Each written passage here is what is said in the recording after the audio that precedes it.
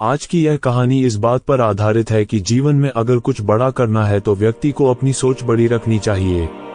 कभी कभी हम किसी बात को लेकर हीन भावना से ग्रसित हो जाते हैं। धीरे धीरे हम उस बात को इतना बड़ा बना देते हैं कि उसका असर हमारी जिंदगी पर पड़ने लगता है और हम जिंदगी में असफल होने लगते हैं।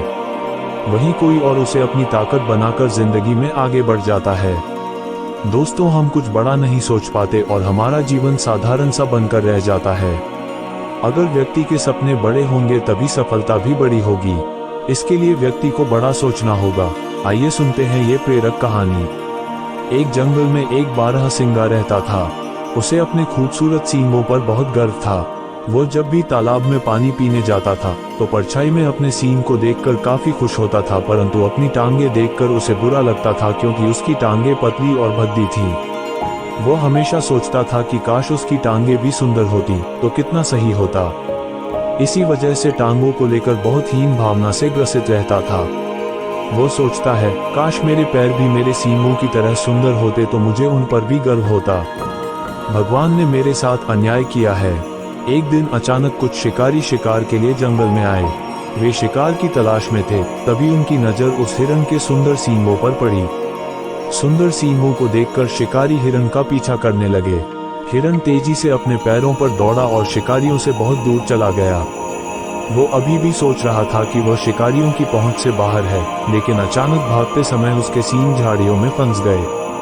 हिरन अपने सींगों को छुड़ाने की कोशिश कर रहा था और शिकारी लगातार उसके करीब आ रहे थे, लेकिन उसने हिम्मत नहीं हारी और फिर से अपनी मजबूत टांगों से पूरी ताकत लगाई और आगे बढ़ गया। बड़ी मुश्किल से भागकर वो अपनी जान बचा पाया और सुरक्षित स्थान पर पहुंच पाया। हिरन ने राहत की लंबी सांस ली और सोचने लगा कि मैं भी कितना मूर्ख हूँ। मैं अपने जिन सींगों की सुंदरता पर गर्व करता था, आज मैं उनकी वजह से बहुत बड़ी मुसीबत में फंस गया था। मैं अपनी टांगों को बदसूरत कहकर कोसता था, आज उन्हीं टांगों ने मेरी जान बचाई। अगर मेरे ये मजबूत टांगे मुझे भागने में मदद न करती तो आज मेरी जान चली जाती।